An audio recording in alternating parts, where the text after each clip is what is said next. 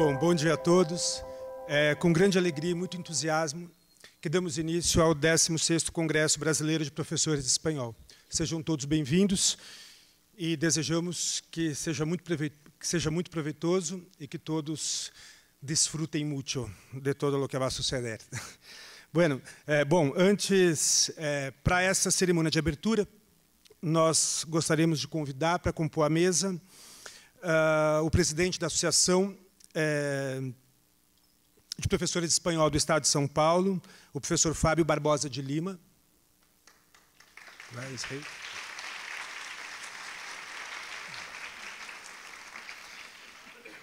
E também gostaríamos de chamar as representantes da comissão organizadora desse 16º Congresso Brasileiro de Professores de Espanhol.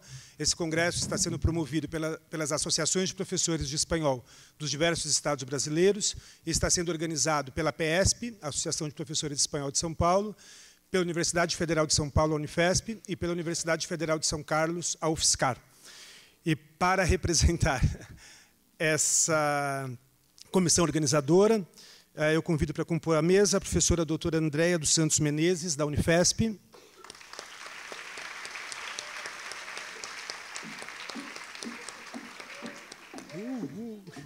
E a professora doutora Fernanda Castelhano Rodrigues, da UFSCar.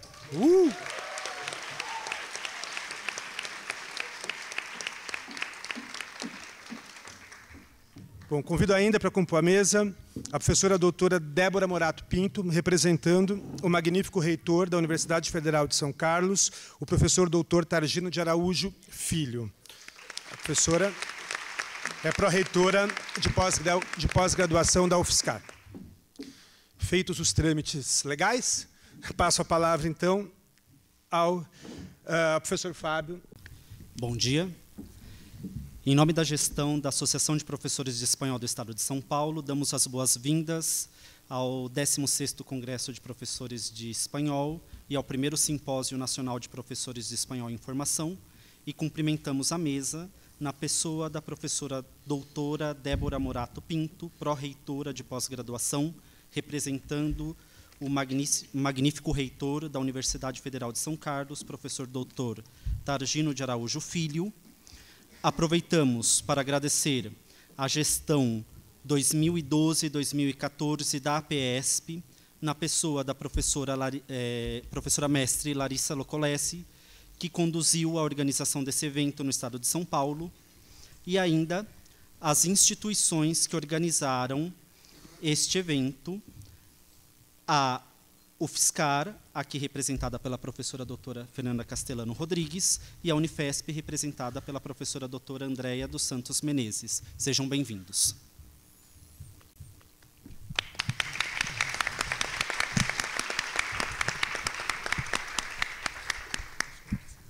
Bom dia a todos bem-vindos também. Então, eu gostaria também de agradecer a todos os membros da mesa. E eu estou falando, então, como foi dito aqui, em nome da Universidade Federal de São Paulo, como membro da comissão organizadora, mas também como membro da diretoria da APESP de 2012 e 2014, que foi a diretoria que assumiu a organização desse evento, né, que se candidatou e foi eleita para receber esse evento este ano, é o 16º Congresso de Professores de Espanhol. E eu gostaria de contar um pouco da história. Então, nós, na verdade, a PESP esse ano está fazendo 32 anos, e é a segunda associação de professores de espanhol mais antiga do Brasil. A primeira a ser fundada foi a PERJ, e depois a PESP.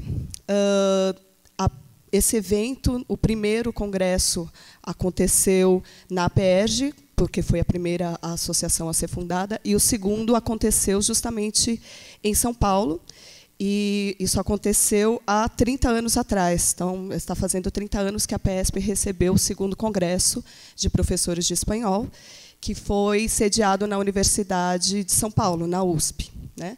E agora a gente está tendo esse ano, neste momento, né, a oportunidade, a honra de estar recebendo nesse momento organizado por outras universidades, né, duas federais, as duas federais do Estado de São Paulo, então, a Federal de São Paulo, a Unifesp, e a Federal de São Carlos.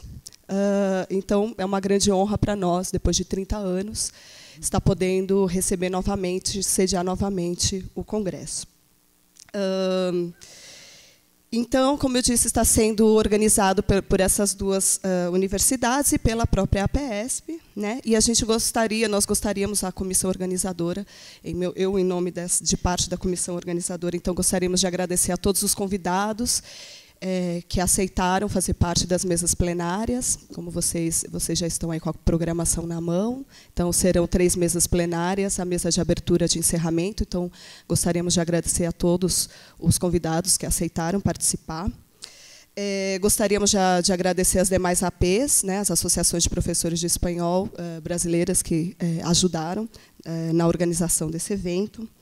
Aos colegas da Unifesp, né, queridos, que nós trabalhamos bastante, espero que o evento seja um sucesso, a gente trabalhou bastante para isso.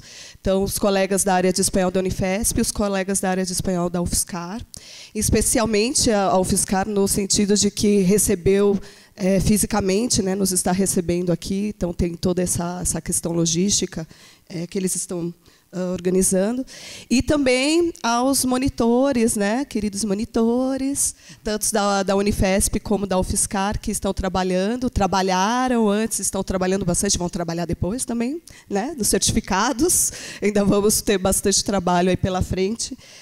Então, eu gostaria, são esses os meus agradecimentos, e também a todos os participantes que se inscreveram com seus trabalhos, tanto de comunicação como de oficinas. Então, muito obrigado por estar participando e terem acreditado no evento.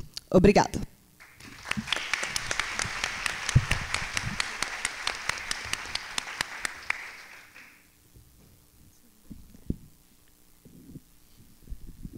Bom dia a todos. Gostaria também de cumprimentar os colegas da mesa, agradecer a presença de todos vocês, especialmente dos nossos convidados que se deslocaram aqui ao interior de São Paulo, e a todos os congressistas com trabalho ou ouvintes que aceitaram esse desafio de vir ao interior paulista, chegando no aeroporto de Viracopos ou de Guarulhos e vindo até aqui. Queria comentar com vocês que esse congresso está bastante grande, até maior do que a gente imaginava quando a gente propôs esse congresso 2 anos atrás. Nós vamos ter 252, nós tivemos 252 inscritos com trabalhos. Esse é um número bastante grande para nós, no Congresso Brasileiro de Professores de Espanhol. E a gente decidiu organizar, desta vez, o primeiro simpósio nacional de professores de espanhol em formação, voltado para a apresentação de trabalhos de diversos níveis de alunos em graduação, em formação. E, para nossa surpresa, nós tivemos também muitos trabalhos inscritos, temos 77 trabalhos de graduação para serem apresentados. Então, a nossa expectativa para um número total de congressistas com trabalho ou sem trabalho está em torno de 500 professores ou professores em formação, o que nos deixa muito felizes, porque nos parece um número bastante expressivo nesse momento e neste espaço, né? Algo que foi muito importante para nós também foi definir a nossa tônica para a mesa de abertura e mesa de encerramento do Congresso. Vocês viram que as mesas tratam do contato entre línguas, né?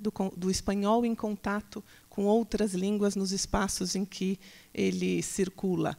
Então, nós temos o prazer de ter recebido e de ouvir hoje e sexta-feira, na cerimônia de encerramento, pessoas que vão falar para nós de uma realidade social, histórica, cultural, política, que muitas vezes fica apagada quando a gente fala do ensino do espanhol, e que nós quisemos trazer e dar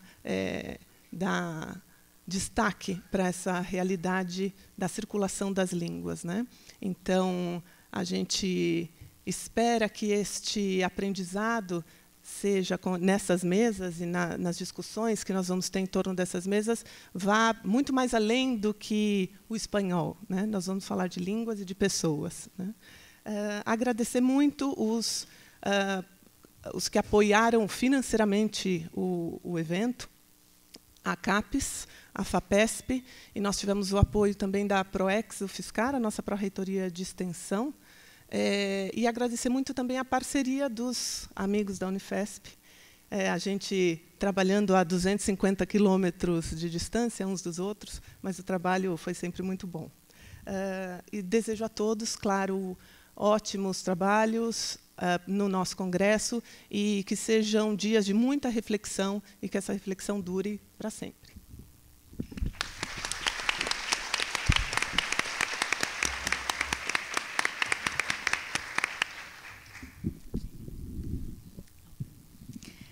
Bom dia a todos. Eu estou aqui participando dessa mesa em nome do magnífico reitor da Universidade Federal de São Carlos, o professor Tardino de Araújo Filho, e é em nome dele que eu quero falar.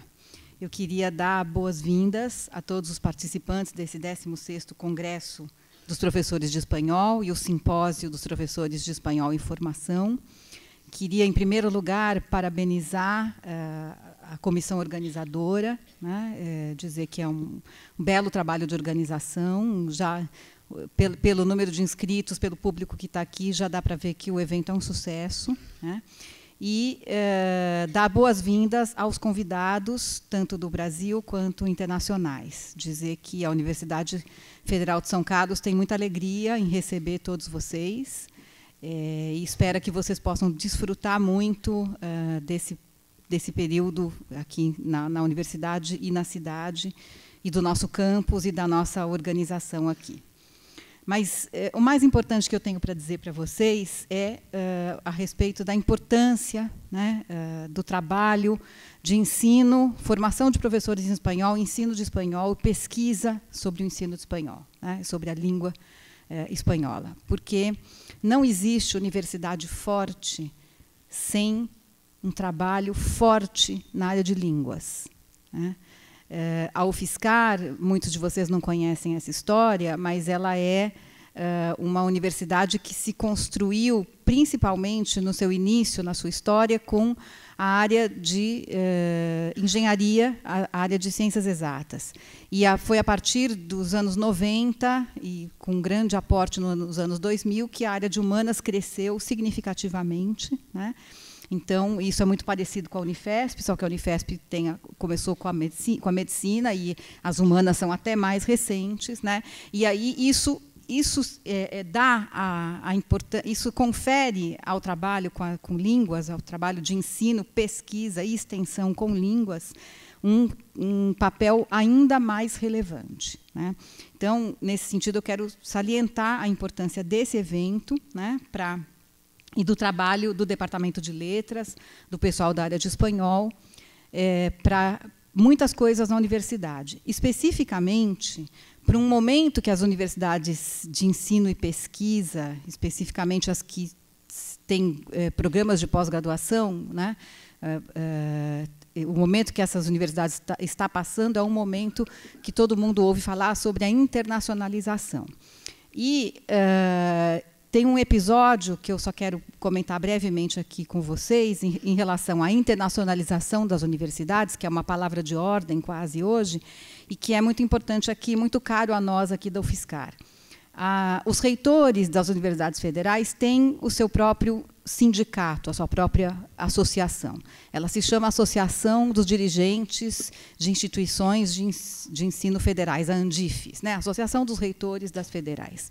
A ANDIFES ela tem um papel muito importante na construção das políticas da pós-graduação e das políticas para a universidade pública, com uma interferência bastante direta no MEC, historicamente, ao longo de todos esses anos, né, 40, 50 anos que as universidades federais surgiram e se desenvolveram. Pois bem, o professor Tardino, nosso reitor, ele não está aqui hoje nessa mesa, e ele fazia muita questão de estar, ele me telefonou pessoalmente, pediu que eu viesse, porque ele está hoje lá em Brasília entregando o cargo de presidente da Andifes, que ele ocupou no último ano. Então, a presidência da Andifes ela é anual, né, um mandato de um ano. O professor Targino foi o presidente da Andifes nesse último ano, 2014, 2015. Ontem houve eleição e hoje ele está entregando o cargo e está em Brasília. Mas, durante esse período em que ele esteve atuando na Andifes, ele participou de uma comissão que a Andifes formou para analisar o Plano Nacional de Pós-Graduação. O Plano Nacional de Pós-Graduação é o que dá todas as diretrizes para a pós-graduação no país. E a própria CAPES pediu à Andifes que fizesse um estudo sobre a internacionalização. E o professor Targino ele coordenou a comissão de análise de propostas de internacionalização. E ele trouxe uma grande contribuição para isso, que foi justamente mostrar que, quando se fala em internacionalização, sobretudo da pesquisa e da pós, os pesquisadores, de uma forma geral, já colocam na cabeça que isso significa a relação com as universidades do norte, do hemisfério norte, né, com os Estados Unidos, Canadá e Europa.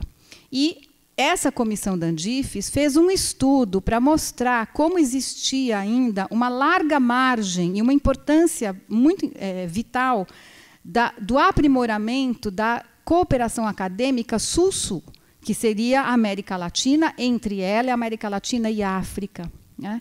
E esse estudo ele foi tão impactante, foi tão bem recebido, que a própria CAPES incorporou as sugestões no seu Plano Nacional de Pós-Graduação, mostrando que a gente tinha muito a fazer ainda na cooperação acadêmica e no desenvolvimento de pesquisa em colaboração com a América Latina e com a África.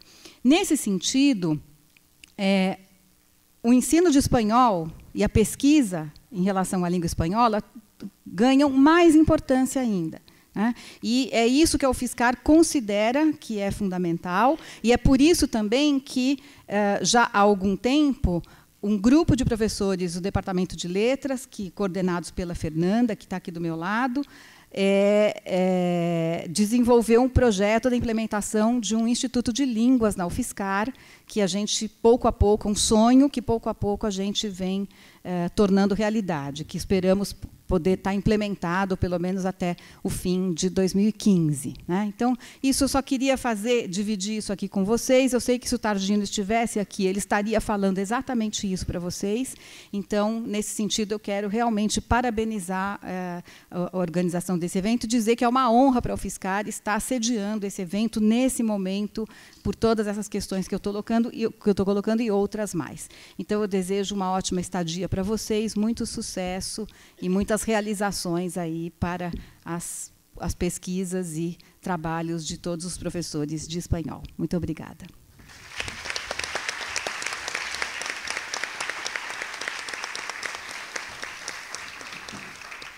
Ela fala aqui.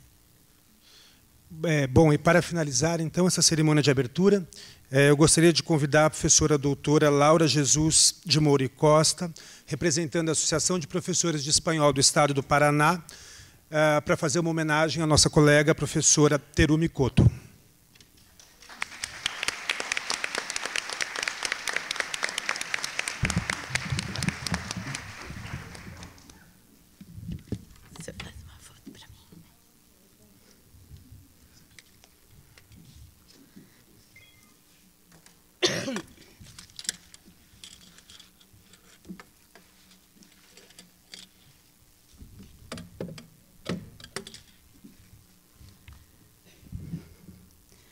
Bom dia a todos e a todas. Eu peço um pouco de desculpas por estar um pouco gripada, né? Como vocês sabem, o inverno em Curitiba é terrível. E não tem como a gente escapar disso. A professora Terumi Couto foi minha professora também, lá na década de 70. Foi quando eu a conheci na Universidade Federal do Paraná. E, naquela época, ela era bem jovem, né, solteira, e ganhou uma bolsa de estudo e foi fazer um curso de tradução na Espanha. E lá ela conheceu o Manolo, como ela chamava, né? O Manuel Juan Bonet Villalba, que começou sendo seu namorado.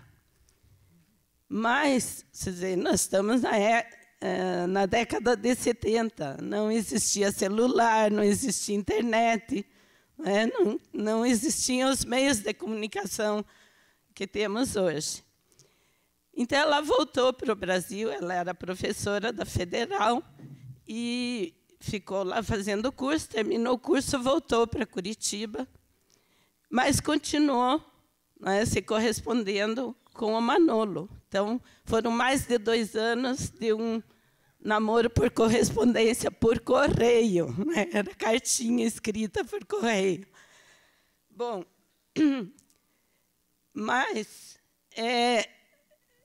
a Terumi, ela sempre representou para mim os 3 continentes. Por que os 3 continentes? Porque ela era de origem japonesa, como deu para perceber na foto, né? E ela mantinha muito as características da mulher japonesa, né? Assim, toda delicada, toda, né, simplesinha e muito profunda também nos seus sentimentos, além dos traços físicos e da herança cultural. Ela passou a representar também o continente europeu, não só porque defendia a língua espanhola, mas porque se apaixonou por um espanhol, que acabou casando, né, casou-se com ele, e sempre defendeu a língua espanhola também no contexto da América Latina. Então, ela também passou a ser representante do continente sul-americano ou latino-americano, porque ela defendia também o Brasil, fazia questão de dizer que era brasileira, e defendia também a língua portuguesa. Nós vamos ver um pouquinho na trajetória, né? Ali estou contando um pouco da história dela. Depois que ela voltou para o Brasil, né, ficou aqui 2 anos, e percebeu que o seu amor pelo Manolo foi aumentando cada vez mais, mesmo à distância. Ela abandonou tudo, né, fechou o curso da universidade e voltou para a Espanha para casar-se com o Manolo. E morou ali um tempo, né?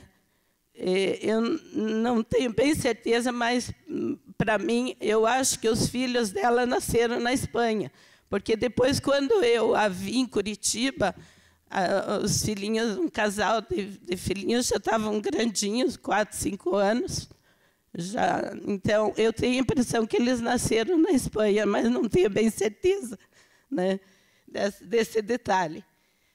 E aí, voltando ao Brasil, porque a carreira dela de professora na Federal teve uma quebra, mas ela voltou e retomou isso rapidamente, né? Aí eu coloquei também por décadas ali. Na década de 70, ela teve o início da sua carreira. Veja, ela era formada em letras em inglês e espanhol, né? Ela também tinha essa formação da língua inglesa, mas ela se dedicou mais à língua espanhola. Aí, na década de 80, suspendeu essas atividades, foi para a Espanha, mas lá ela trabalhava com traduções, trabalhava também com ensino, e retornou no início dos anos 90 ao Brasil. Aí fez o mestrado e doutorado no Rio Grande do Sul. Ela ia de ônibus, né? Também sempre na base da economia, ou na base, né, de evitar desperdício, mas ela era muito esforçada, muito dedicada. Ela passava a noite viajando, porque de Curitiba a Porto Alegre são em torno de 11 a 14 horas, depende do ônibus, né?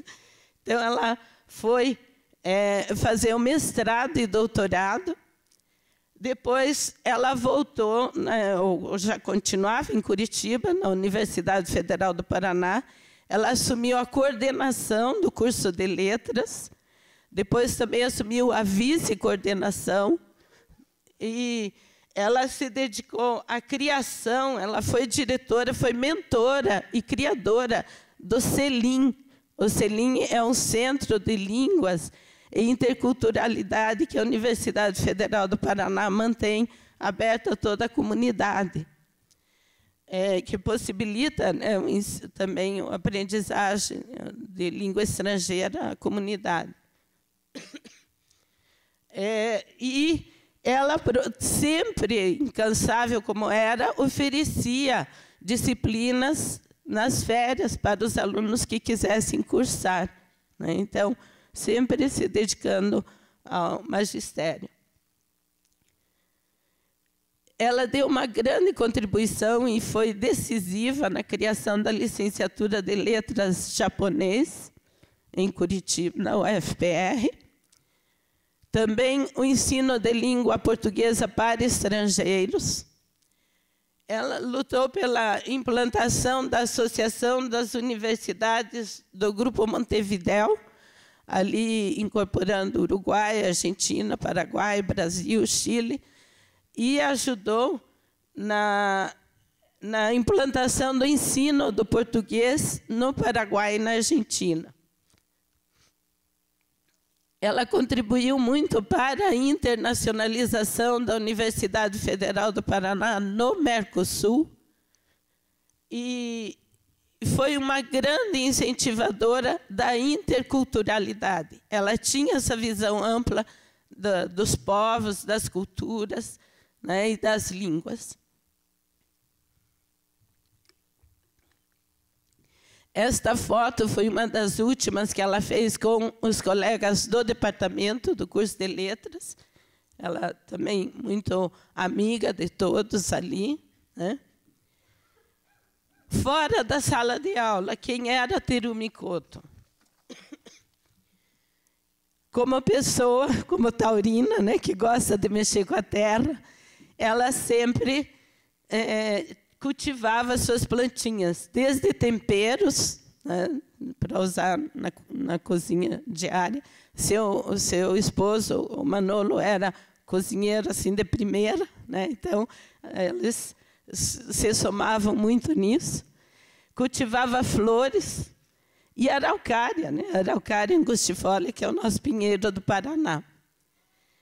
Ela sempre estava lendo. Até a Nádia, filha dela, recorda que ela sempre tinha alguma coisa na mão para ler, um folheto, um gibi, um jornal, um livro, mas a leitura era a questão básica e estava sempre lendo.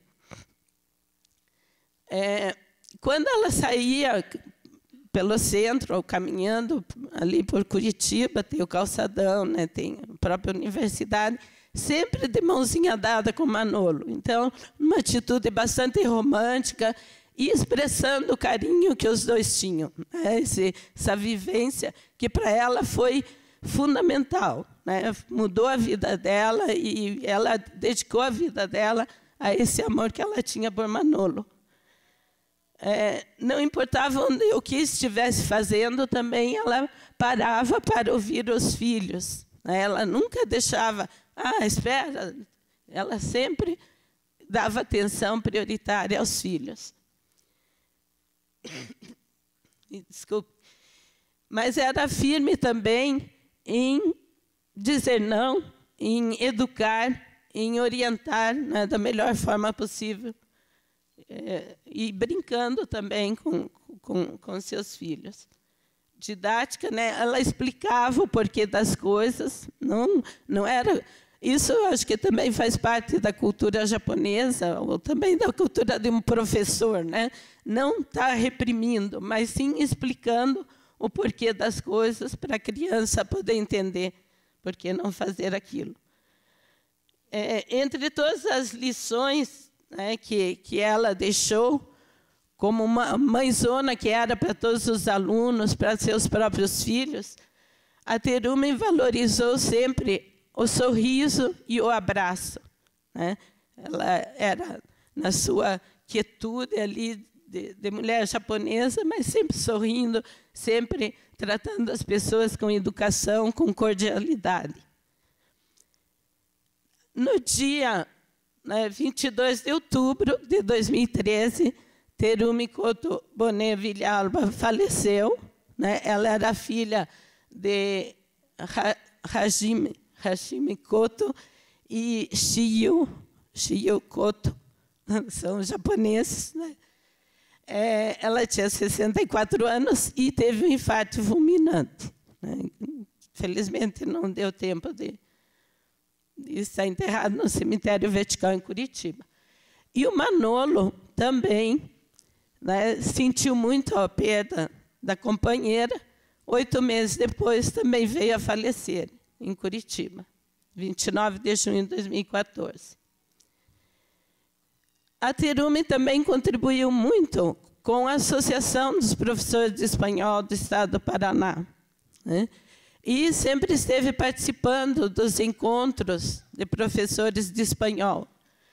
O último encontro que ela participou, 4 meses antes de falecer, foi nos dias 13, 14 e 15 de junho de 2013, na UFPR, em Curitiba.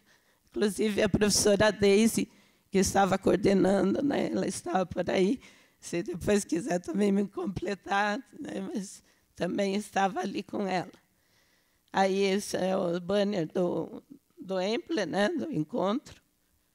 E aí está a Terumi, ela não só na mesa, mas como ouvinte, ela participou do encontro como ouvinte também, e na mesa redonda, em que discutiu justamente a questão do ensino da língua espanhola, da língua portuguesa no Mercosul. Junto com os colegas, a Maristela Gabardi e o Rodolfo Ruibal Mata, a Terumi organizou este livro, né? Acho que são 4 volumes, eu tenho 3 aqui, que é o 7º, 8º e o 9º, que é Promoção em Espanhol, Língua e Cultura, que é um livro para o ensino da língua espanhola. Mas ele é tão interessante que ele pega assim, uma visão bem ampla, né, da interculturalidade dos povos hispanohablantes e do Brasil, né? Então, para vocês verem, o 7º livro começa com a apresentação da Frida Kahlo. Eu não vi nenhum outro livro da língua espanhola essa menção. E até achei interessante que, ano passado, nós tivemos a exposição da Frida Kahlo em Curitiba, no Museu do Olho, e encaixou bem certinho, né, para apresentar. Isso é só um detalhe, mas tem outros detalhes também, né? Então, para resumir, quem foi, ou quem é ainda para nós, né, a Terumi Koto. Ler sempre era um dos princípios que ela tinha na sua postura diária. Lecionar era a sua grande paixão. Saber ouvir e fazer-se ouvir, né? Ela também sabia pedir para que fosse ouvida, né? Fazer-se ouvir. Um sorriso, um abraço, a interculturalidade, que foi uma marca forte em sua personalidade, e uma pessoa que funde os 3 continentes, né? Ou seja, que representa nela mesma os 3 continentes, o asiático, o europeu e o latino-americano. Chama de continente latino-americano, incluindo aí os povos da América, de Hispanoamérica e Brasil. E, em síntese, foi a minha ex-professora, Terumi Koto Bonet Villalba. Obrigada. Muy bien. Buenos días a todos. Con mucha honra abro la mesa Lenguas y Literaturas en Contacto, cuyo objetivo es promover la reflexión y discusión al respecto del portuñol y del spanglish, especialmente acerca de su actual presencia en la literatura. Para esto, invitamos nuestro... perdón, ¿ahora? Ahí está. Para esto llamamos a nuestro primer invitado, el profesor Fabián Severo.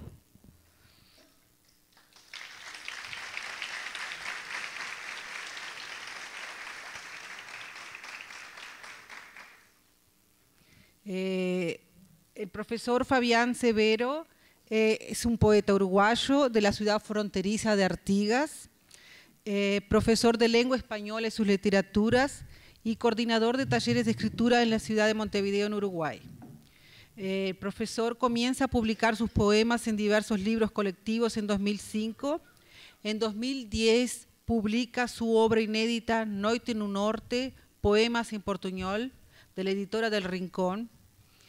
En 2003 publicó su segundo libro de poemas en portuñol, denominado Viento de Nadie, y el año pasado, en 2014, publica Nosotros, una selección poética acompañada de un compact en el cual el poeta recita sus poemas.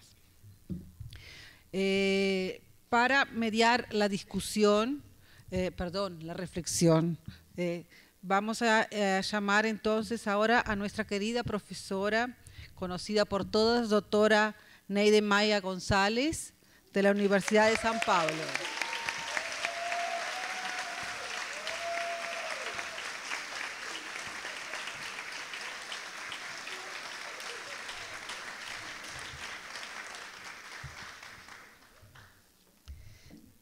Bueno, la profesora Neide González, una de las más importantes investigadoras en el área de lengua española en nuestro país, tiene una extensa investigación en estudios comparados entre la lengua española y el portugués brasileño. También se ha dedicado a cuestiones de política lingüística, sobre todo focalizando la situación de la enseñanza del español en Brasil. Ha sido coautora de las orientaciones curriculares para un ensino medio y es coautora de 2 diccionarios bilingües editados por Arco Libros y organizó conjuntamente con Adrián Fanjul el libro Español y Portugués Brasileiro, Estudios Comparados, publicado en 2014. Para hablar del Spanglish, invitamos al profesor Dr. Ilan Stavans, profesor de Cultura Latinoamericana en Amherst College de la Universidad de Massachusetts, Estados Unidos. Lamentablemente, por motivos laborales, no se pudo juntar a nosotros aquí ahora, pero gentilmente nos ha enviado un video de su ponencia, que lo veremos a continuación. El profesor Stavans posee una vasta producción traducida a diversas lenguas, entre las cuales destacamos Spanglish, The Making of a New American Language, de 2004. En esta obra el profesor Ilan realiza un análisis histórico y cataloga palabras del Spanglish. Además, la obra incluye la traducción del primer capítulo de Don Quijote de Miguel de Cervantes al Spanglish, gesto que ha generado una gran polémica en el mundo hispánico. Actualmente se dedica a la cultura popular hispanoamericana, a la literatura judía y a la historia cultural del español. Bueno, luego de presentar a nuestros invitados, les paso entonces ahora la palabra a los profesores. Muchas gracias. En primer lugar, quiero agradecer mucho esta invitación. Es una honra estar aquí abriendo este congreso y que trata de un tema que me parece tan relevante y que no había sido hasta ahora objeto de una mesa tan significativa, tan importante de apertura de un congreso. Hablar de lenguas en contacto, con las muchas formas de contacto posible que se pueden dar entre lenguas y hablantes de lenguas, es realmente, efectivamente, muy importante para mí. Voy a decir algunas palabras. Sobre todo voy a referirme a una cuestión que me parece sumamente importante. Cuando habló en la mesa Andrea Menezes, se refirió al segundo Congreso Brasileño de Profesores de Español, que se hizo en la Universidad de São Paulo, y también me voy a referir no al Congreso como un todo, sino a una cosa que sucedió en ese Congreso y que tiene todo que ver con esta mesa y que me parece que merece una referencia especial. 1987, segundo Congresso Brasileiro de Professores de Espanhol, organizado por la APESP y la Facultad de Filosofía, Letras y Ciencias Humanas, con la colaboración también de la APERJ. El poeta argentino-brasileño, porque compartía las dos, en fin, no quiero llamar de nacionalidades, en fin, compartía estas dos vertientes culturales. Radicado en Brasil también, Néstor Perlonger, fallecido prematuramente en 1992, leía en ese congreso, en una de sus mesas plenarias, un poema intitulado Acreditando en Tancredo. Vivíamos entonces un periodo interesante y importante de la política brasileña, y Néstor leyó ese poema con algunos juegos portuñolescos, ¿no? Muy interesantes, juegos poéticos, y me parece que valía la pena retomar esto, hacer este homenaje, porque por primera vez alguien se arriesgaba incluso a utilizar algunos fragmentos de contactos entre lenguas y culturas en el espacio de un congreso en una mesa plenaria. Al final voy a leer una estrofa de ese poema. En esa época, el llamado portuñol no era más, al menos en nuestro medio, que el horror por sus características de interferencia y de ruido, y el terror de los profesores de español como lengua extranjera. Y representaba esa lengua intermedia y, según se decía, muchas veces peligrosamente fosilizada de los aprendientes.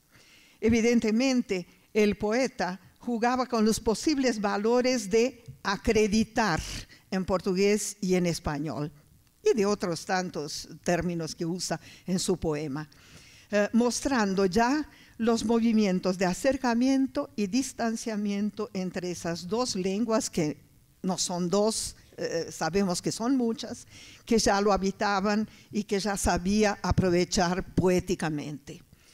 Años después, en 1992, en una mesa redonda de política lingüística durante un encuentro de profesores organizado también por la APES, yo presenté un trabajo intitulado, quizás inspirada un poco porque el impacto, por el coraje de Néstor, porque el impacto del poema fue muy grande en mí, ¿no?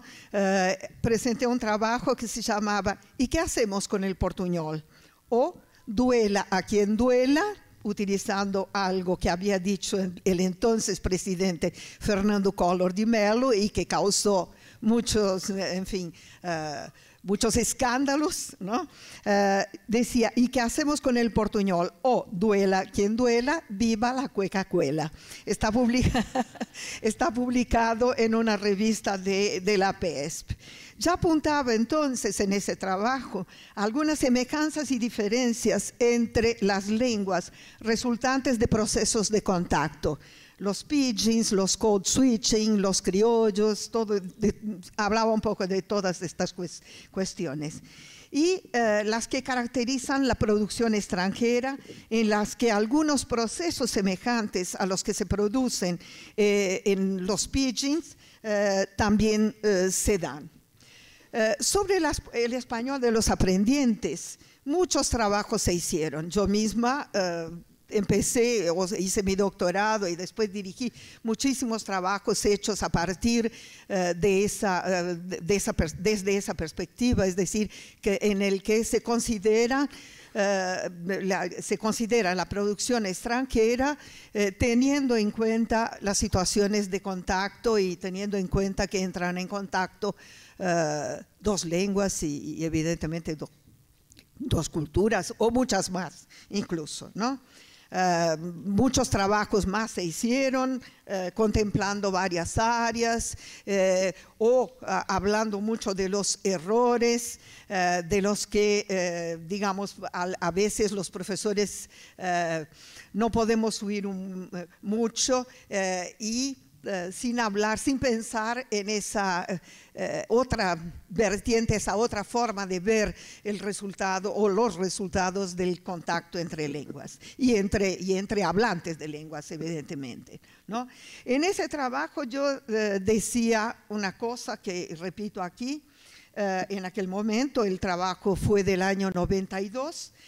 Decía, quizás por nuestros prejuicios, quizás por nuestra ignorancia, no logramos, evidentemente eso era en el año 92, hasta hoy, a no ser raramente, tomar el portuñol como un verdadero, legítimo y rico objeto de análisis.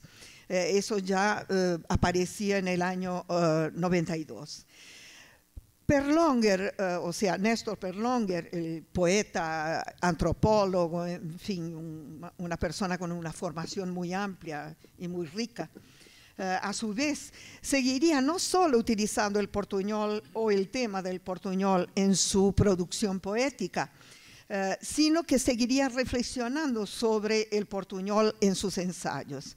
En 2000 sale póstumamente publicado en CETC número 7 y 8, un texto académico suyo intitulado El portuñol en la poesía, en el que subraya la marginalidad del portuñol, que asocia por ese su carácter marginal a la giria también rechazada, también relegada a determinado espacio.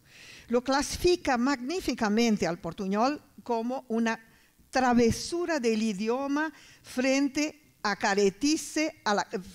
la careticie de las lenguas oficiales. Me parece bastante interesante esa definición que da del portuñol, ¿no? Habla también de su carácter de error frente al pulido y fijo esplendor, evidentemente refiriéndose a la Real Academia, al pulido y fijo esplendor de las lenguas constituidas. En ese ensayo apunta que dicha marginalidad se revela tanto en relación a su estatus académico como también en cuanto a sus usuarios. O sea, la lengua y sus usuarios serían marginales. Espero que ya no seamos tan marginales a partir de ahora. Bueno, sobre el portuñol que circula en las fronteras, que hablan en las fronteras, quiero mencionar aquí los trabajos de una de las organizadoras de este congreso que nos presentó ahora hace poco, la profesora Silvia Etel Gutiérrez. Yo le dirigí la maestría y el doctorado, ambos hechos sobre la lengua que se habla en la frontera de Uruguay, en Santana do Livramento y Rivera, ciudad uruguaya. Entonces, y otros trabajos que se han hecho. Los dos trabajos de Silvia Etel están en la biblioteca virtual de la Universidad de São Paulo, por si alguien desea leerlos.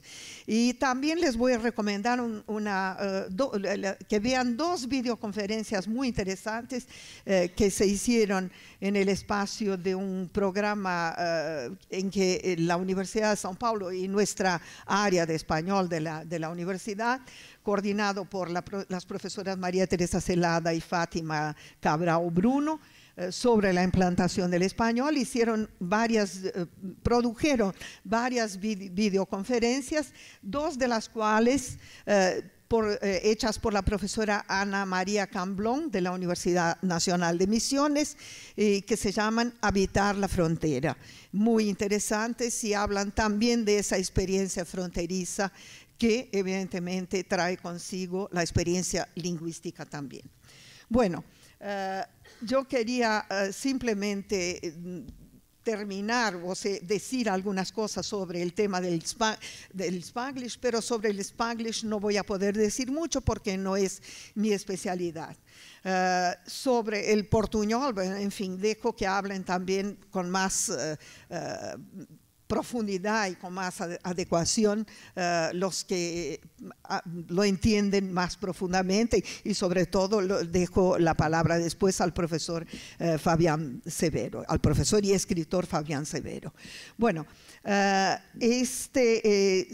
las lenguas, lo único que quiero decir es que sobre esas lenguas híbridas o intermedias, como las clasifican Tania Ocmin y Fernando Taralo en un libro muy interesante del año 1987, hay algunas cosas importantes que decir y que me gustaría decirles también. Lo que vamos a ver aquí nos va a mostrar que la noción, o va a reiterar algo que ya creo que todos lo sabemos, es que la noción de homogeneidad es una ficción, ¿no? Por eso mi presentación se llamaba Portuñol, Portuñoles, Spanglish, Spanglishes. O sea, no hay un portuñol, no hay un Spanglish, así como no hay un español y no hay un portugués, ni siquiera hay un portugués de Brasil. Las lenguas son heterogéneas por constitución, ¿no? Entonces, esta mesa creo que va a confirmar que la homogeneidad es una ficción, así como la noción de pureza, ¿no? Lo que sucede es que la lengua está marcada por cuestiones ideológicas, políticas y de poder. Y claro, eso hace que algunas de esas variedades tengan más o menos prestigio o incluso ningún prestigio en absoluto, ¿no? Lo que hace que los que las utilizan lleguen a ser excluidos. Además, cabe llamar la atención para el hecho de que, así como es difícil hablar de portugués-español, esas lenguas históricas y también imaginarias, inmanentes, tampoco se puede ya pensar en las lenguas híbridas como homogéneas. En síntesis, no hay ni lenguas homogéneas ni puras, hay lenguas de más prestigio porque están relacionadas con el poder y con su valor de mercado. Estas cuestiones también vienen siendo tratadas por muchos trabajos en nuestros posgrados aquí en Brasil, pero no me corresponde desarrollarlas aquí. Y para terminar, entonces, quiero tener el placer de leer al menos la primera estrofa de Acreditando em Tancredo. Empiezo.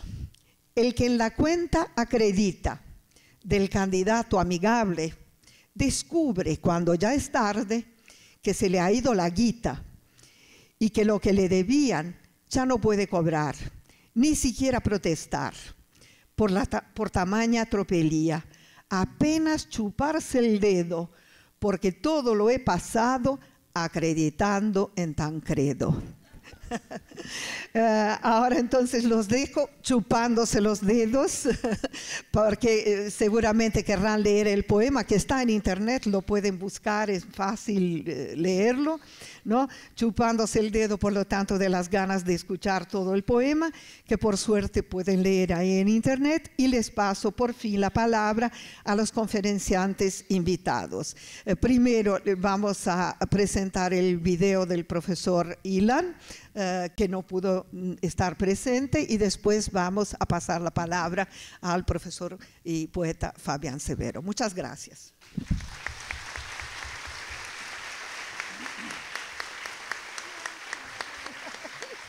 Queridos amigos, muchas gracias por la invitación a estar con ustedes en este congreso. Me apena no poder hacerlo personalmente y a tener que comunicarme de forma virtual han sido muchas las responsabilidades, los compromisos. Sin embargo, no quería dejar a un lado esta posibilidad de entablar un diálogo en relación al Spanglish, que es un tema que me apasiona profundamente y al cual le he dedicado muchos años y mucha energía.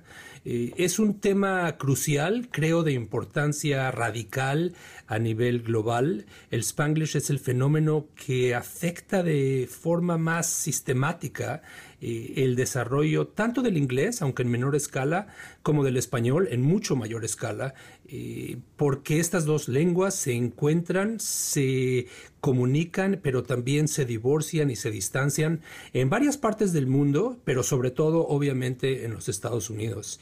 Estados Unidos tiene una población global de unos 320 millones de personas, de los cuales aproximadamente 60 o 65 millones somos de extracción latina.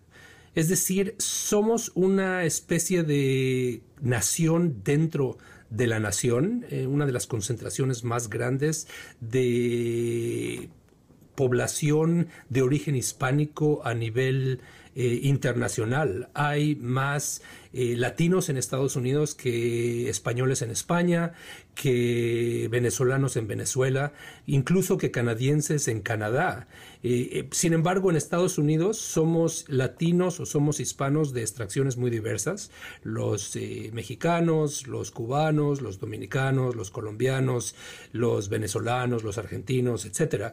Y cada uno de nosotros venimos con un bagaje cultural, una visión del mundo distinta y también, y en este caso, de manera muy importante, con una lengua distinta, un español diferente, y ese español único de cada país también se subdivide en categorías que tienen que ver con el español, digamos en el caso venezolano, de la capital, Caracas, y de otras ciudades grandes, el español de las provincias, el español de los jóvenes, el español de la gente mayor, el español de la gente profesional, de la gente de bajos recursos, etc. No hay un español latinoamericano, hay muchos españoles, y esos muchos españoles se congregan, se aglomeran en los Estados Unidos, en esta comunidad que es tan rica a nivel de poder adquisitivo y también en cuanto a su representación política y legal, y que está marcando la pauta de cómo se usa la lengua en el país en general y obviamente dentro de las casas, de las escuelas, de las iglesias, de los centros comunitarios, etc. El Spanglish es una lengua híbrida, es una lengua fronteriza, no es la única, obviamente a nivel internacional hay muchas lenguas híbridas y fronterizas, el portuñol, el franglés, híbrida, que es la mezcla del hebreo y el árabe en algunas regiones, digamos, de los territorios ocupados en el Israel actual.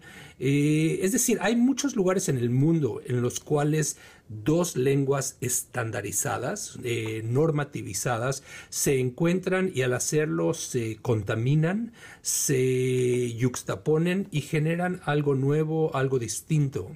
Pero sobre todo y generalmente estos encuentros, este surgimiento de lenguas híbridas y fronterizas se lleva a cabo en regiones muy específicas en las cuales se encuentran dos naciones, digamos en el caso de Brasil y Venezuela, o en el caso de Inglaterra y Francia, o en el caso de Jordania y el Estado de Israel.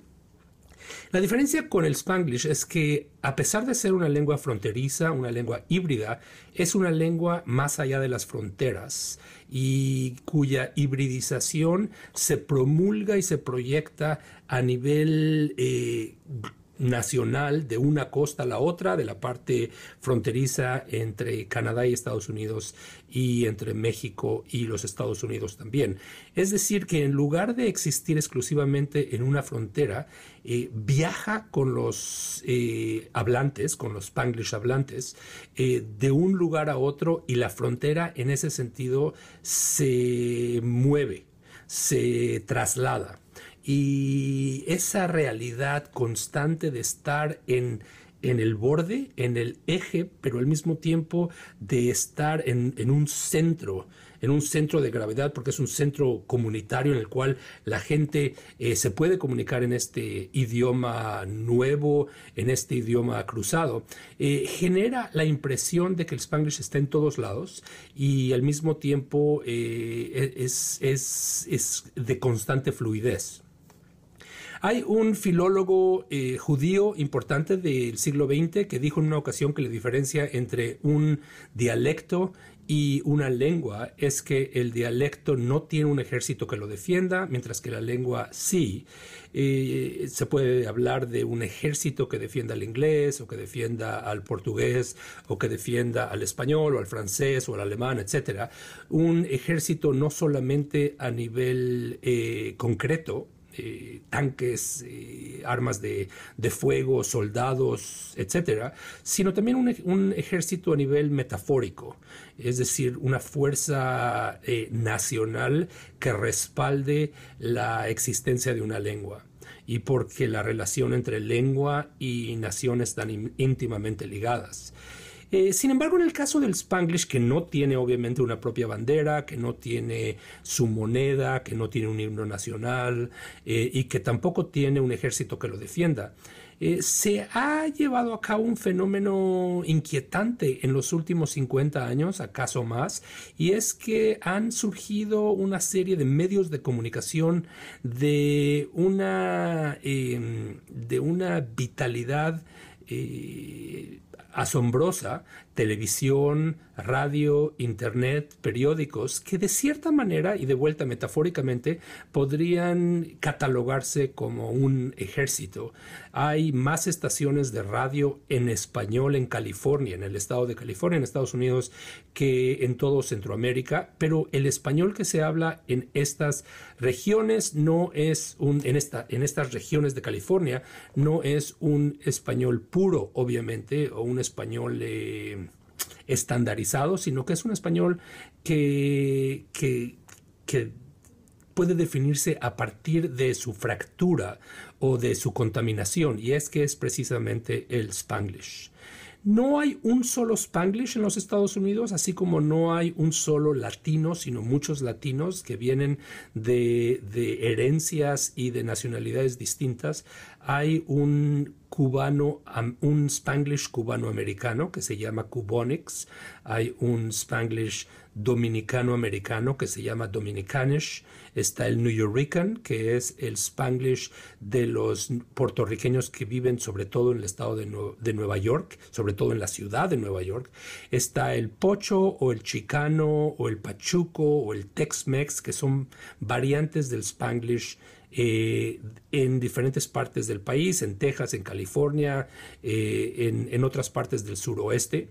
La historia del Spanglish es en sí amplia y muy compleja, no es un fenómeno reciente, es un fenómeno que por lo menos tiene 150, 200 años. En 1848 se firmó el Tratado de Guadalupe Hidalgo, que concluyó la Guerra México-Americana y en el cual una porción considerable, 2/3 partes del territorio mexicano pasaron a formar parte de los Estados Unidos por $15 millones, y esas regiones, Colorado, Nevada, Nuevo México, Utah, California y en cierta medida, dependiendo de la coyuntura también Texas, de pronto se despertaron a la realidad de una nueva lengua, entre muchas otras cosas. Otro caso fascinante es el de Puerto Rico, que es y no es parte de América Latina, que es y no es parte de los Estados Unidos. En inglés se le llama un Commonwealth, en español un Estado libre asociado. La idea, el concepto mismo de Estado libre asociado es en sí anacrónico, una contradicción. Si eres libre no eres asociado, si eres asociado no eres libre. Finalmente, y no quiero quitarles mucho tiempo, este es un tema, el del Spanglish, muy complejo, de múltiples ramificaciones y con un impacto pasado, presente y futuro amplísimo. Yo diría que al Spanglish se le podría definir como tanto un matrimonio y un divorcio entre no solamente dos lenguas, el inglés y el español, que están obviamente estandarizadas, tienen sus propias reglas gramáticas, sintácticas, morfológicas, sino también entre dos civilizaciones, la anglo-sajona y la hispánica, en el contexto de los Estados Unidos, pero el Spanglish no se limita a los Estados Unidos. Está vivo y vigente en muchas partes de América Latina, en España.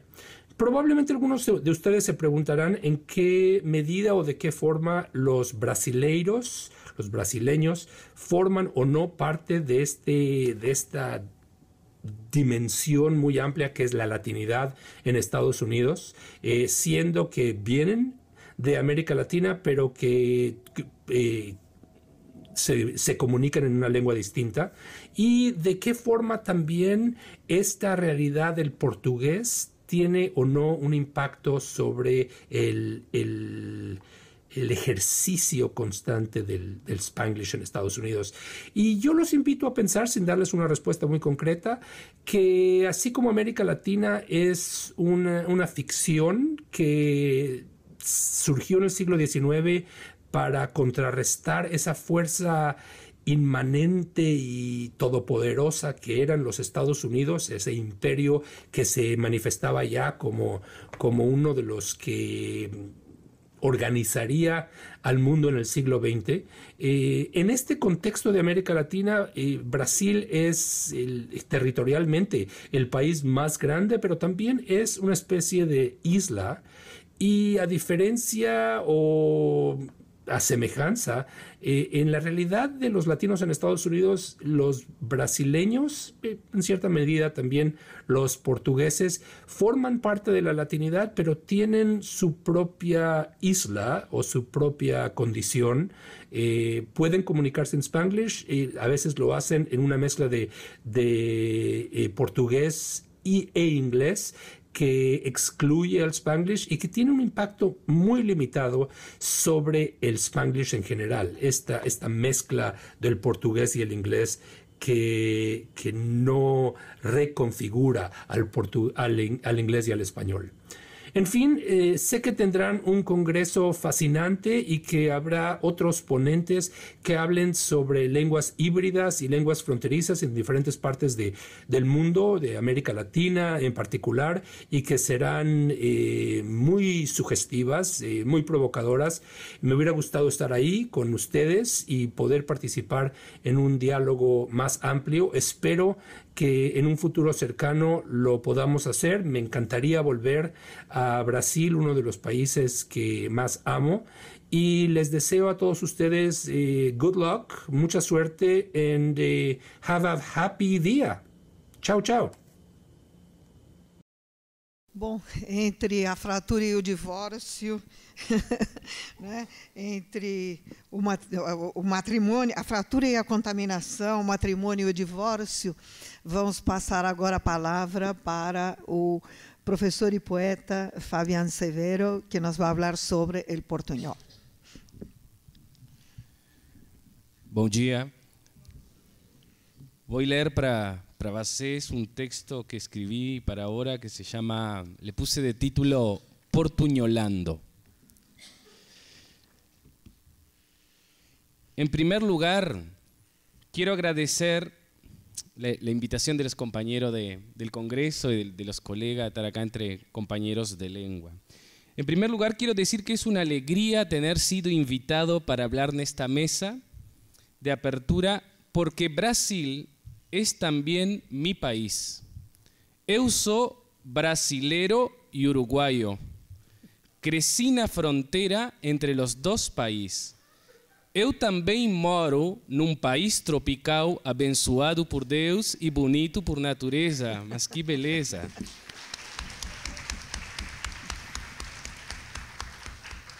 Y es un honor, porque en estos días que nos toca vivir, eu sei el importante papel que cumplen los profesores de lengua.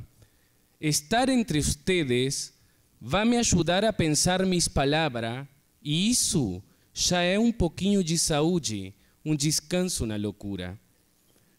Quando me convidaram para falar de mi libro Noite no Norte, passei muito tempo pensando qué decir para ustedes.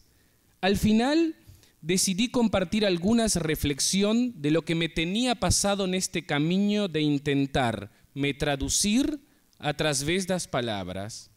Vine para mostrar mi andar en portuñol, para dividir mis poemas con vocês. Yo nací en la ciudad de Artigas. Mi familia, mis vecinos y mis amigos falan misturando las palabras del portugués y el español. El portuñol es mi lengua materna. Cuando yo estaba en la barriga de mi madre, ya escuchaba el mundo entreverado. Después, en la época que hice la escuela, me quisieron hacer creer que los que hablábamos misturado éramos pobre, sucio, burro.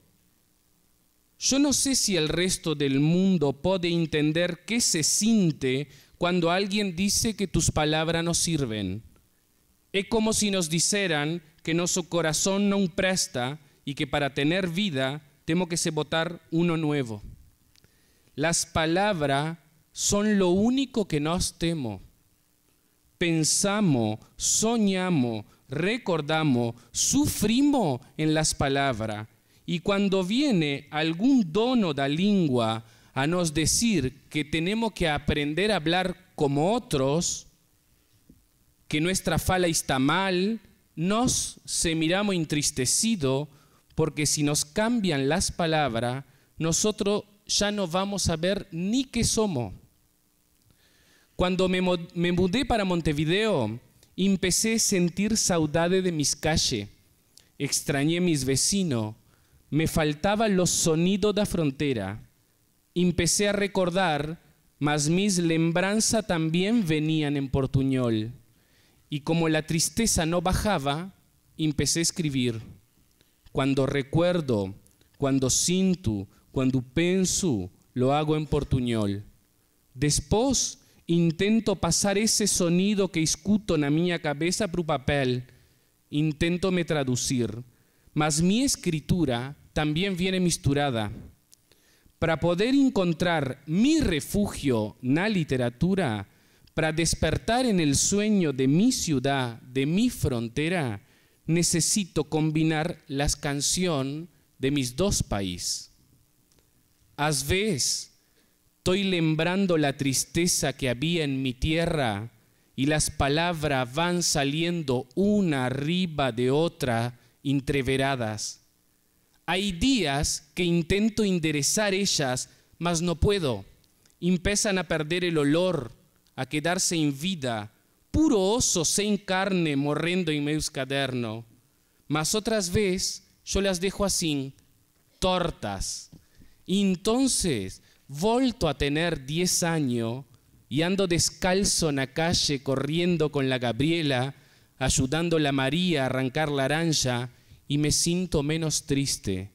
Mis queso, que afuera el mundo es de tardiciña, vuelvo a tener los sueños que yo tenía cuando caminaba en medio de las pedras sin saber que las palabras tenían dueño y el mundo era todo mío. Vengo disparando de la policía de la lengua. Siento as balas do diccionario zumbando en mis oídos. Veo las flechas de la gramática pasar en mis costados. Trompiezo con los tildes. Me arrebento contra las reglas de concordancia. Me mareo en las curvas de entonación. Sigo corriendo. La gente que me mira pasar no se imagina que intento me salvar de la PM lingüística. Porque si ellos me quitan la lengua, yo ya no voy a ser.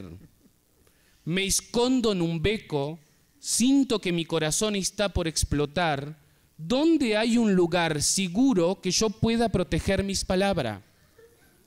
Ellos ya vienen, escuto el retumbo de las botas de las políticas lingüísticas. Si me encuentran, van a querer corregir mi sonido, lavar mi lengua y borrar la música de mi infancia para que deje de ser el Fabián Frontera y pase a ser de un solo país, monolingüe, fácil de entender como la definición del diccionario. Mi única salvación es esconderme en la literatura. Abro mi cuaderno y empiezo a escribir un poema que dice así: mi madre falaba muy bien, yo entendía. Fabi, anda a hacer los deber. Yo hacía.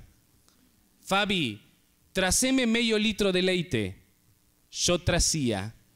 Decí para doña Cora que a mañana le pago.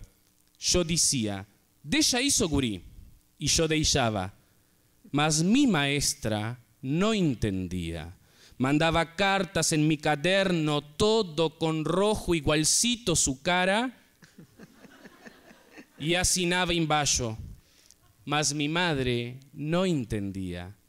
Le hizo para mí hijo, y yo leía, mas mi madre no entendía. ¿Qué fizeste, meu fío? Te dice que te portaras bien. Y yo me portaba. A historia se repitió por muchos meses. Mi maestra escribía, mas mi madre no entendía. Mi maestra escribía, mas mi madre no entendía. Entonces, cierto día mi madre entendió y dice, meu fío, tú tendrás que dejar la escuela. Y yo deixé. Sigo escribiendo. Acá no me van a atrapar. Respiro aliviado. La poesía es mi única trinchera. La literatura es otra vida. Allí todo puede acontecer. Uno puede se despertar transformado en un baito insecto, o hacer un pacto con el diablo, o cruzar un sertón para conseguir el amor de Diadorín, o caer du caballo y decir, Dulcinea del Toboso es la más hermosa mujer del mundo y yo el más desdichado caballero de la tierra. Alguien me dice que la literatura es un lugar donde puedo caminar falando con las palabras que me cantó mi madre, sin sentir miedo de que algún profesor me señale con el dedo gritando, ilegal. No poema, eu puedo ser un frontera. Mi portuñol puede dar flor y mi lengua no tiene que mostrar pasaporte ni responder interrogatorio para los aduaneros del idioma. Los ríos de la literatura no tienen arame de púa ni tanque de guerra preguntando de dónde uno es.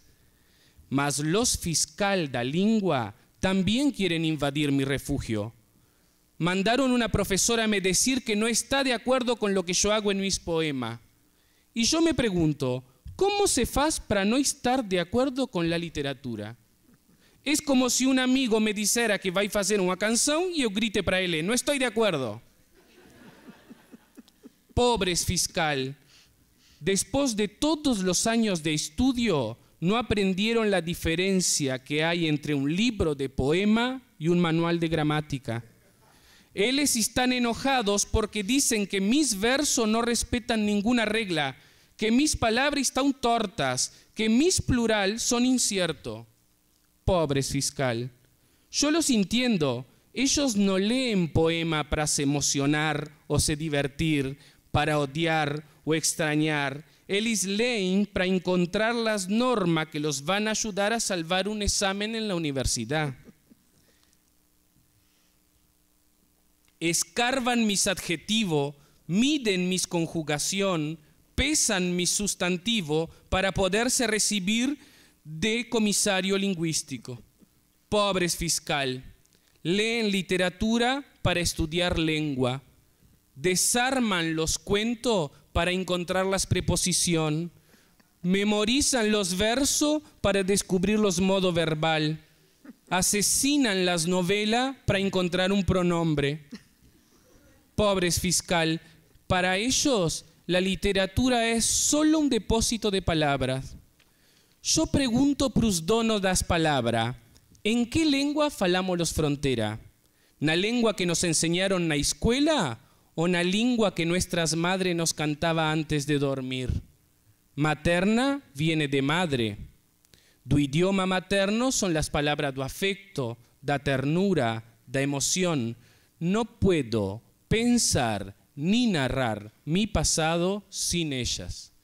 el portuñol o DPU o portugués del Uruguay o español de la frontera no necesitan que los artistas lo reivindiquen.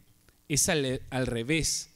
Los artistas necesitan o portuñol para existir. Escribo en portuñol porque es la versión escrita que más se parece a los sonidos que escuto en mi cabeza. Si tuviera que defender algo, eu defendo meu direito a crear usando minha língua materna. Yo soy el Fabián que anda bien lejos por grandes avenidas, recordando las muertes, tarareando los sonidos de mi barrio, catando restos de arcoíris y pedazos de palabra que la gente vaya tirando, mitad de vida, mitad de muerte. Como dice la canción, eu ando pelo mundo prestando atenção em cores que eu não sei o nome, cores de Almodóvar, cores de Frida Kahlo, cores. Passeio pelo escuro e presto muita atenção no que meu irmão ouve. E como uma segunda pele, calo, uma casca, uma cápsula protetora, eu quero chegar antes para sinalizar o estar de cada coisa, filtrar seus graus. Eu sou o Fabián que estudou a língua da espada e da cruz, que aprendeu a contar as costillas de los verbos. Sé cómo gotean los sustantivos y en qué adjetivo el perfume es más fuerte. Mas yo elegí, fabianamente, os sons que mi madre colgó no patio de minha infância, as palavras de feijão, o suspiro de tierra, a língua do coração. Amigos profesor, invito vocês para ir en mi frontera para ver cómo os donos do mundo dibujaron el horizonte encima de nuestra calle y decretaron que nosotros no podía derretir los mapas. Determinaron que la comida de allá no podía inflar los platos de acá y que aquella gente tenía una tristeza distinta de la nuestra. También quisieron deformar nuestras palabras. Como si la frontera fuese un defeito do mundo, los reyes desplegaron seus soldados da língua para nos imponer que los países son monolingües, que dentro das líneas de un pueblo todos deben hablar y escribir igual, y que tenemos que nos sacar estas palabras y poner nosotras más limpia para dejar de ser proyecto de gente, resto de vida, basura que habla. Hay una canción que dice, a língua é minha pátria e eu não tenho pátria, tenho mátria e quero fratria. Mas las personas no podemos se despedazar ni poner una aduana en el corazón. Semos frontera, semos mirada regando dos países, pierna que hablan varias lenguas, sangre paseando entreverada. Nuestras palabras no saben geografía. Cuando vayan a visitarnos en la frontera, entren en nuestras casas, pasen no patio, escuchen nuestras voces, y si no nos entienden, no se preocupen, a veces nosotros tampoco se entendemos.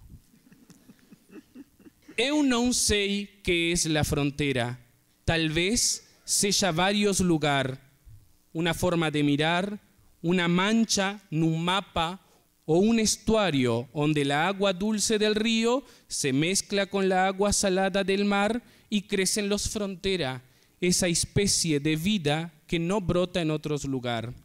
Tal vez a frontera no seja.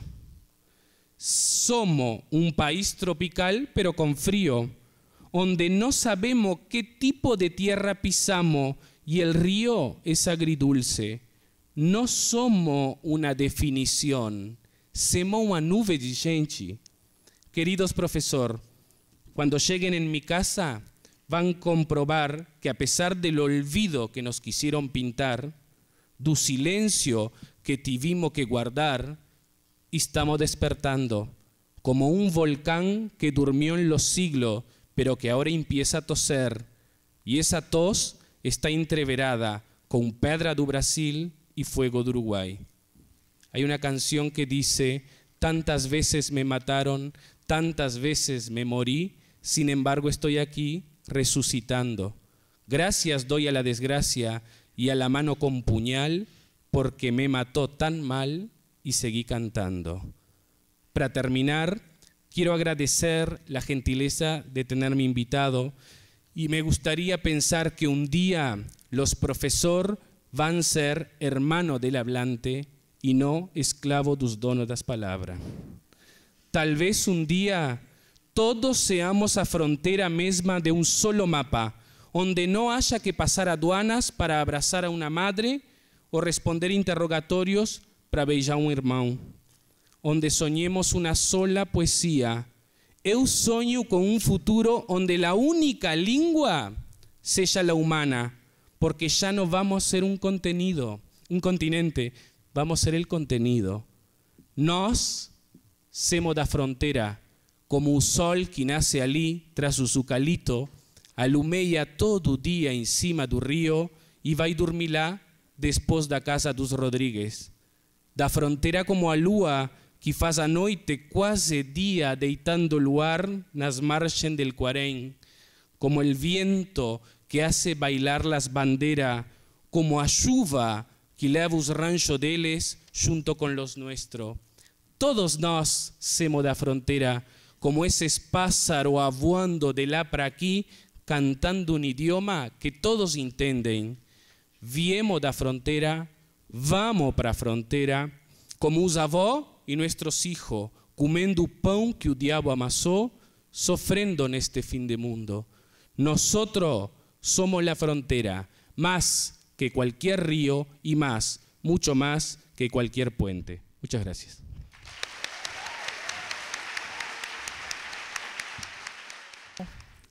E só podemos dizer viva a rebeldia, não é?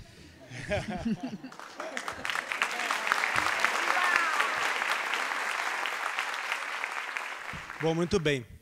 Bom, esse congresso de professores de espanhol está sendo em São Paulo e nós decidimos fazer uma homenagem a uma das pessoas, enfim, de quem gostamos muitíssimo, né, que é responsável por muito do que pensamos, por muito do que aprendemos, enfim, e que está junto da gente o tempo todo, né? Essa professora, todo mundo sabe, é a professora Neide Gonzalez, lógico. Menos ela sabia.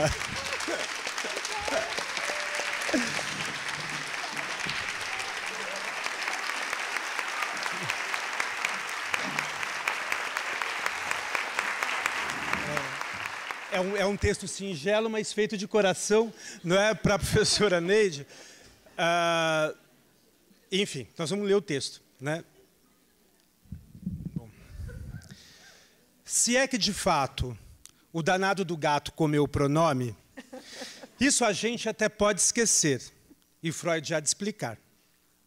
Mas por que tanta gulodice a desse gato faminto que tira da língua da gente o pronome? E por que com tudo que o gato comeu, a gente acabou sonhando ainda mais? Se na língua do outro, o danado do gato não soube bulir, dá-se-lo a ele, o que o gato esganado da gente tragou. Pois o que importa aqui hoje não é nem o nome, menos ainda o tal do pronome, camaleão substituto que mal tem de seu a alma dos outros. O que é do homem e de todo o mundo que é gente, o gato não come, no passarán. O que importa se a língua, num caso assim, seja castelhano, português ou mandarim? Só o que conta é o brilho dos olhos, que faísca indignado e chama para a luta, no passarán.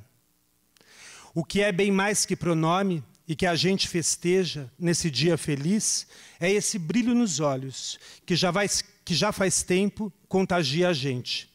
Um salve, companheiros, a esse brilho nos olhos que vem ensinando o olho da gente a ver no escuro, a enxergar nos escombros, a ver a trapaça, a sentir a fumaça. E onde tem fumaça, tem fogo, pode crer e escrever. E se os nossos olhos, já bem mais videntes, revelam feias as cenas da vida, um brilho mais forte desse brilho nos olhos impele para a luta, se enche de luz, nos faz utopias. Esse brilho nos seus olhos, professora Neide, faz tempo que bota fogo e muita lenha na nossa fogueira. Por isso é que hoje, nessa festa que é nossa, a gente grita feliz e com água nos olhos. Muitas graças, querida camarada, pela luz dos seus olhos nos olhos da gente.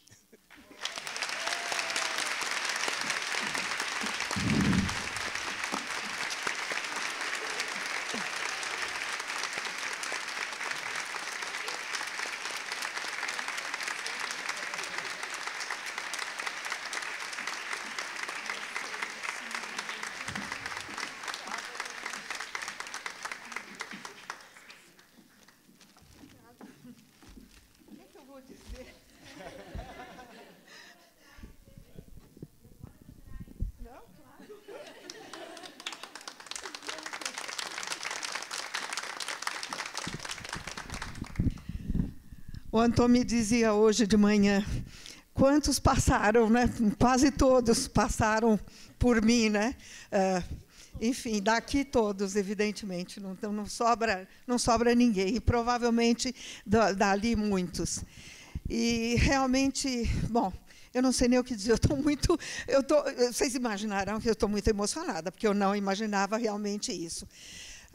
Mas eu quero dizer para vocês que vocês foram realmente uma vida para mim, né? Ou seja, vocês constituíram a minha vida.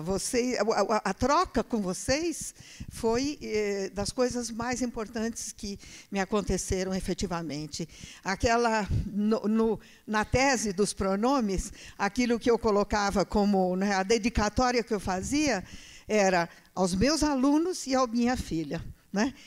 A minha filha, porque cresceu esperando a tese acabar. Né? E aos meus alunos, porque por tudo que me deram e por tudo que me permitiram pensar.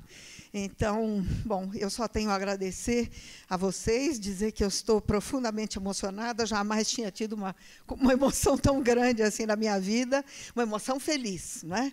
E dizer muito obrigada. Obrigada não só pela homenagem, mas obrigada por fazerem parte da minha vida, assim como obrigada por fazerem parte da minha vida muitos dos colegas, dos companheiros, dos amigos que estão aqui. Obrigada por tudo.